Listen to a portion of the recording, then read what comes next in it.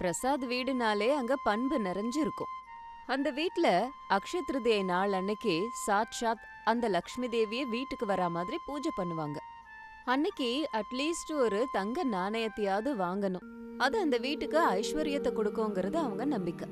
ஆனா இந்த வருஷம் நிலைமை வேற. வியாபாரத்துல மிகப்பெரிய நஷ்டம் வந்துருச்சு. அதனால அவங்க வறுமைக்கு போயிட்டாங்க. இந்த நேரத்துல இந்த பண்டிகையை கொண்டாடுறது ரொம்ப சிரமமான வேலையா இருந்தது. ஒரு நாள் காலையில, அம்மா அனாமிகா, அதுக்குள்ள வேலையெல்லாம் முடிச்சிட்டியாமா? இன்னைக்கு நம்ம வீட்டு வாசல்ல கோலம் அழகா இருக்கு. ஆனா என் மனசுக்குள்ளதான் ஒரு சின்ன கவலை இருக்குமா. அப்போ அனாமிகா காஃபிய கொண்டு வந்துட்டு வச்சுட்டு சொன்னா, ஏன் மாமா இவ்ளோ கவலைப்படுறீங்க? கஷ்டம் எல்லாருக்குமே தானே இருக்கு. இந்த அக்ஷய திருதியை நமக்கு புது நம்பிக்கைய கொடுக்க போகுது. இந்தாங்க இஞ்சி டீ குடிங்க. என்னங்க, இன்னைக்கு நீங்க தங்க நாணயம் வாங்க போறீங்களா? 10 மணிக்கு நல்ல முகூர்த்தமா அந்த ஐயர் சொன்னாரு. ரமேஷ் என்ன சொல்றான்? அப்பதான் ரமேஷ் ஹாலுக்கு வந்தான். அம்மா, அப்பா, உண்மையை சொல்லணும்னா இன்னைக்கு என் கையில ஒரு 10,000 ரூபாய் கூட இல்லை. வியாபாரம் நம்ம எதிர்பார்த்த அளவுக்கு வரலம்மா. மார்க்கெட் நிலைமை டவுனா இருக்கு. நான் நினைச்ச மாதிரி இந்த தடவை வியாபாரம் நடக்கல. இந்த வருஷம் தங்கம் வாங்கறத விட்டுறலாமா?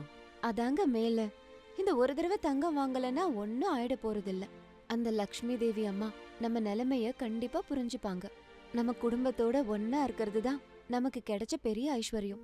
அத்த, நீங்க ஒன்னும் கவலைப்படாதீங்க. அந்த அம்மாவுக்கு நம்ம பக்தியோட நைவேத்தியம் வச்சு படைப்போம். அந்த அம்மாவை நம்ம கடனை தீர்க்கும்படி கேட்டுக்கலாம். எல்லாத்தையும் அந்த அம்மா பாத்துப்பாங்க. சரிம்மா, ஏதோ நீ சொல்ற கேக்குறோம். அந்த அம்மா தான் நம்ம நிலைமை எல்லாத்தையும் புரிஞ்சுக்கிட்டு நம்ம நிலைமைய மாத்தணும். இவங்க இப்படி பேசிக்கிட்டு இருக்கும்போது ரூம்ல இருந்து மத்த 2 மருமகள்கள் வந்தாங்க. அவங்க பட்டு புடவை, உடம்பு முழுக்க நகையோட பளபளன்னு வந்தாங்க. பண்டிகைனா அதை கிராண்டா செலிப்ரேட் பண்ணணுங்கிறது அவங்க நம்பிக்கை. என்ன சுரேஷ், இது இன்னும் கிளம்பாம இருக்கீங்க? 10 மணிக்கு முகூர்த்தம்னு சொன்னாங்கல்ல. எங்க அப்பா ஆல்ரெடி கோல்ட் ஷாப்புக்கு போயிட்டு எனக்காக ஒரு புது டைமண்ட் நெக்லஸ புக் பண்ணிட்டு நமக்காக வெயிட் பண்ணிக்கிட்டு இருக்காராம். சீக்கிரம் வாங்க போலாம். அது அவனி, இந்த தடவை நம்ம பிசினஸ்ல கொஞ்சம் லாஸ் வந்திருக்குல்ல, அதனால இந்த வருஷம் யாரும் நம்ம வீட்ல இதை கொண்டாடல. என்னது, இந்த தடவை நம்ம கோல்ட் வாங்க போறது இல்லையா? அக்ஷய திருதியை அன்னைக்கு ஒரு சின்ன கோல்ட் காயின் கூட வாங்காம போனோம்னா அந்த வருஷம் முழுக்க தரித்திரம் தான் வீட்ல இருக்கும், தெரியும்ல? அருண், நீங்களும் அதான் சொல்றீங்களா?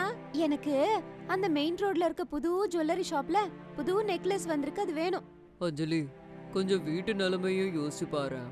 மார்க்கெட் டவுனா இருக்கிறதுனால இந்த வருஷம் நமக்கு லாபத்துக்கு பதில் நஷ்டம் தான் வந்திருக்கு.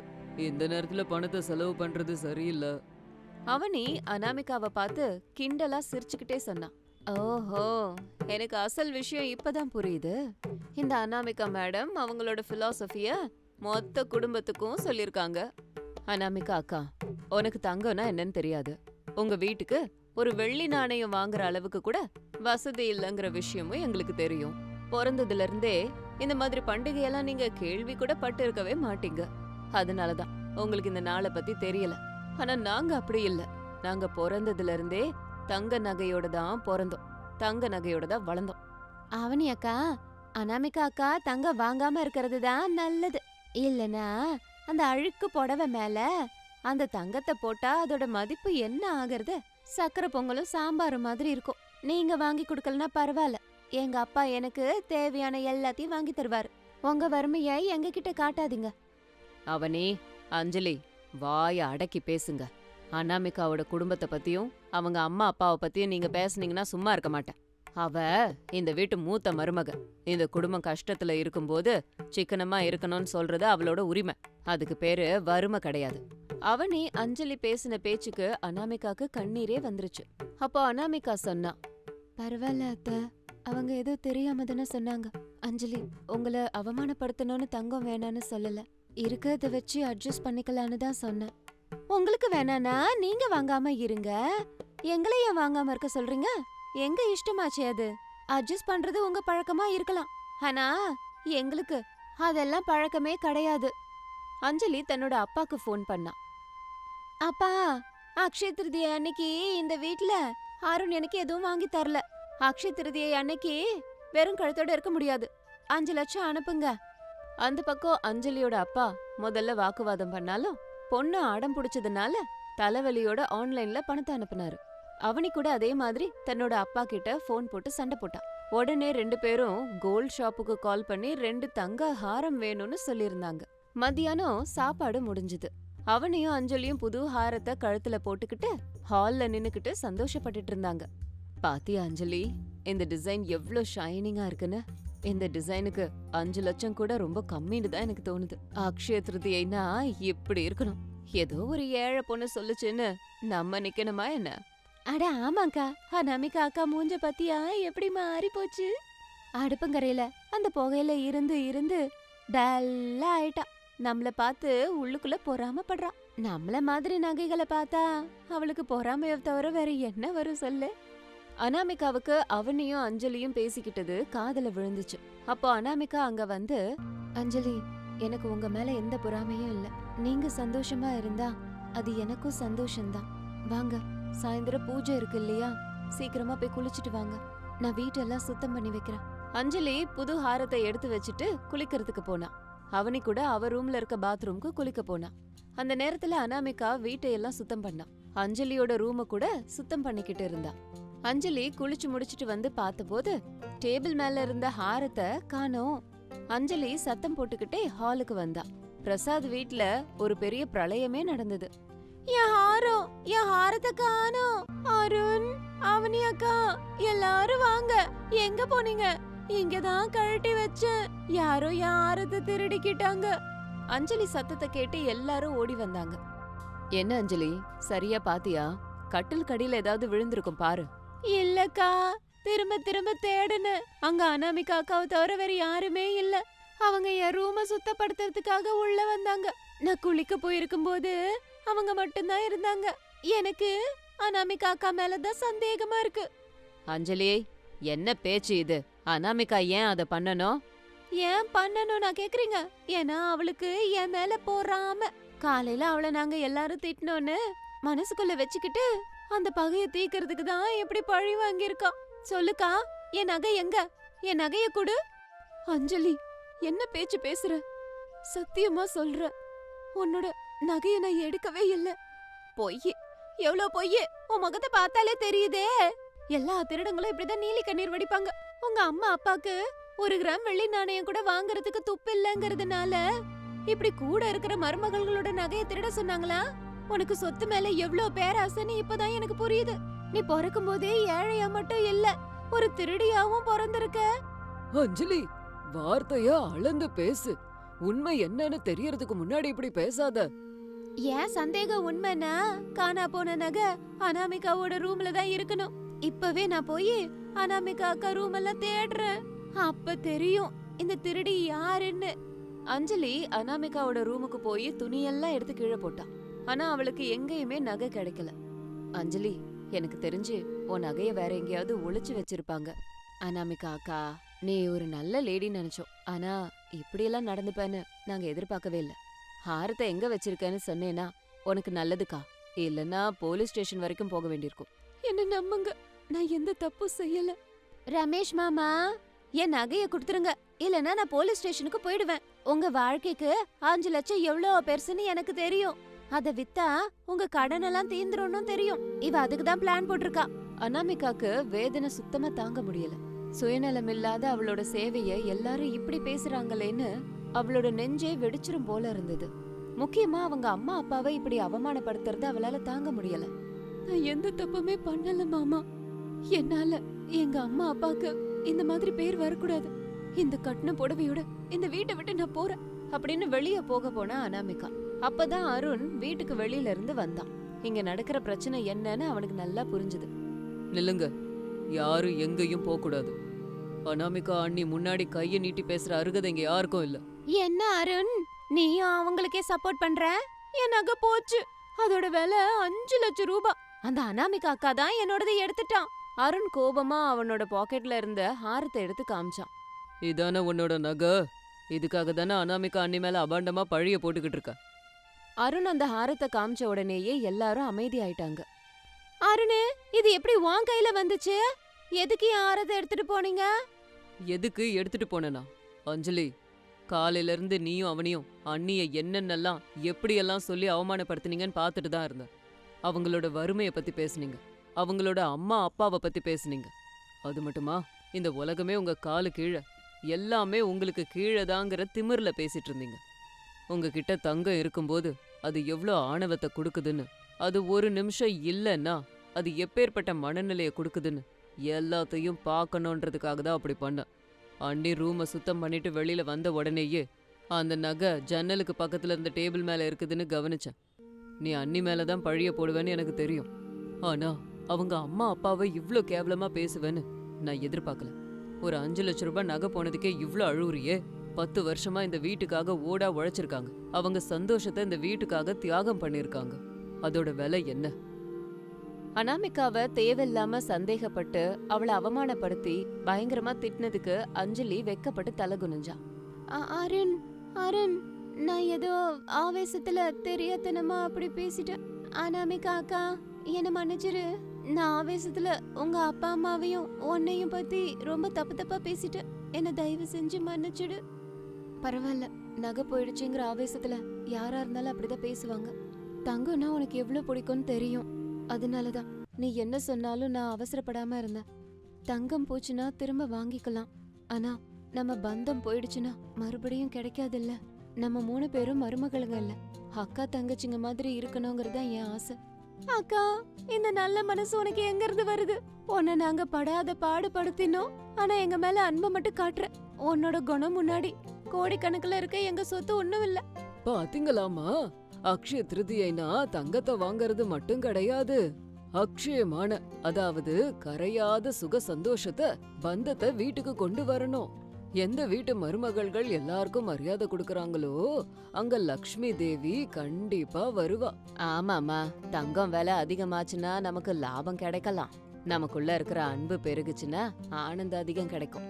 எது பெருசு? அனாமிகா, நீ எங்க வீட்டு மகாலட்சுமி.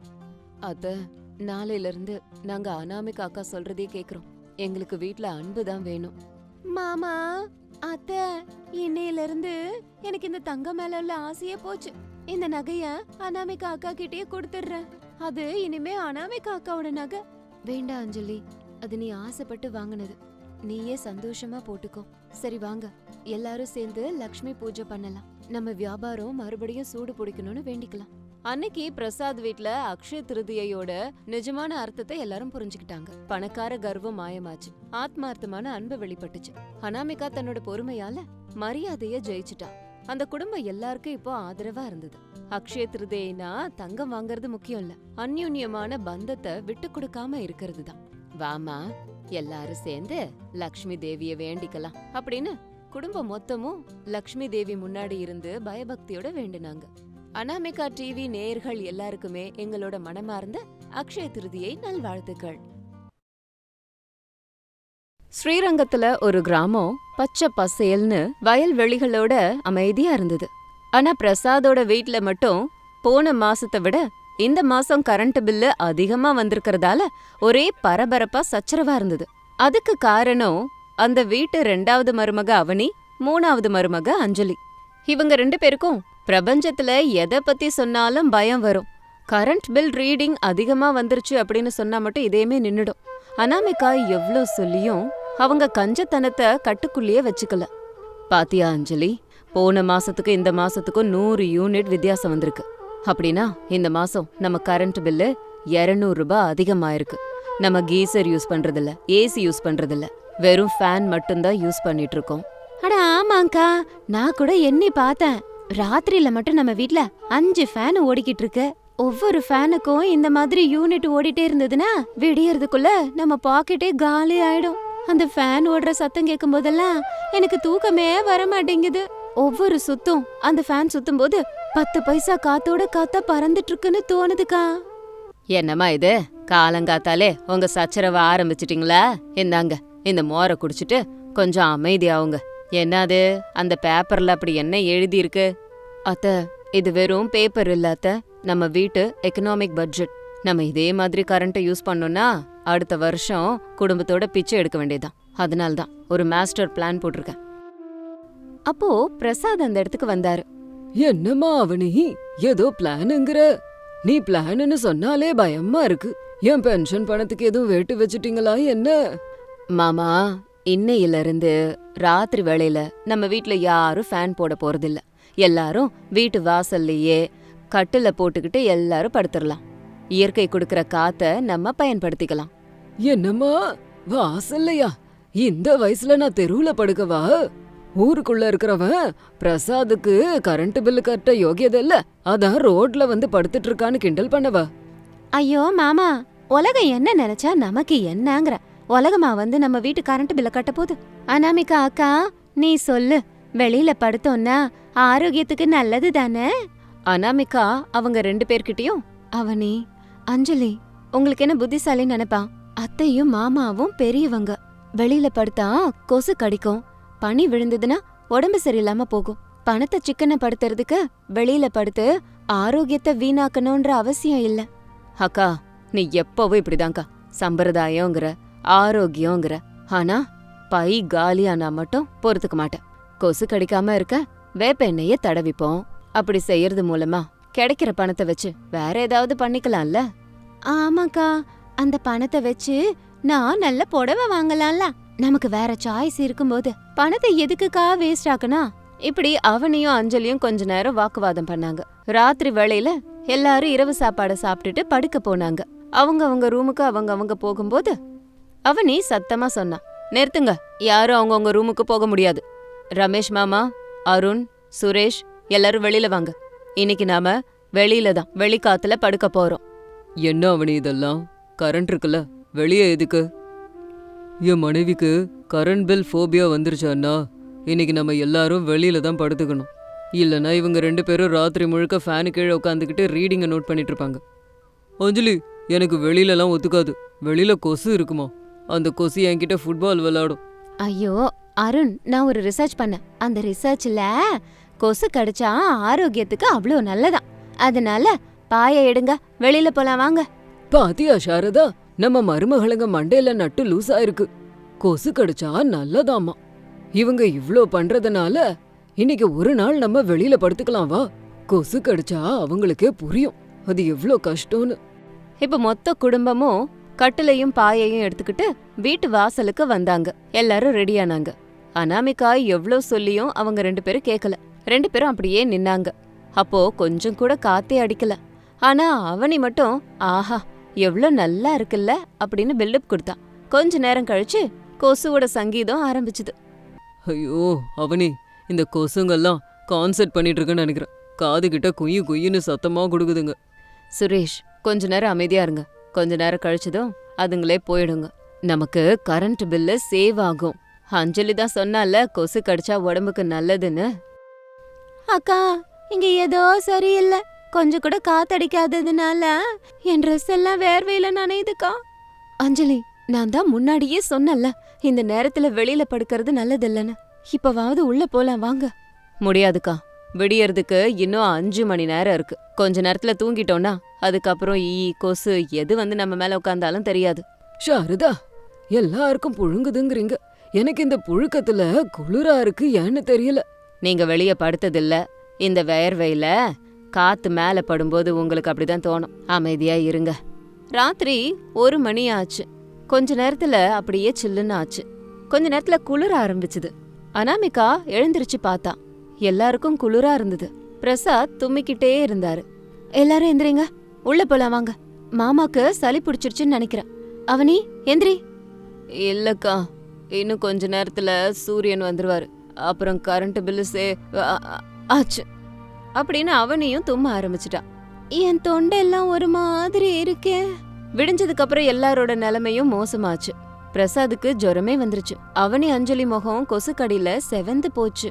ரமேஷ், சுரேஷ் 2 பேரும் தூக்கம் இல்லாம ஆபீஸ்க்கு போகாம கஷ்டப்பட்டாங்க. ஆனாலும் அந்த கஞ்ச மருமகள்கள் மட்டும் நம்ம இந்த ராத்திரி 40 ரூபாவை சேவ் பண்ணிருக்கோம் அப்படின்னு எண்ணி பார்த்தாங்க. ஆனா மத்தியானம் ஆனதுக்கு அப்புறம் வீட்ல இருக்க நிலைமை தலைகீழா மாறுச்சு. அஞ்சலியும் அவனையும் சோஃபால களைப்பா படுத்து தூங்கிட்டாங்க. பிரசாத் ஜுரத்துல படுத்துட்டு இருந்தாரு. பாத்தீங்களா, நான் முன்னாடியே எச்சரிக்கை கொடுத்தேன். பாத்தீங்களா, மாமாவால எந்திரிக்கவே முடியல. நீங்களும் களைப்புல தூங்கிட்டு இருக்கீங்க. நீங்க சேமிச்ச பணத்தை விட அதிக பணம் மருந்துக்கு கொடுக்க வேண்டியதாயிடுச்சு.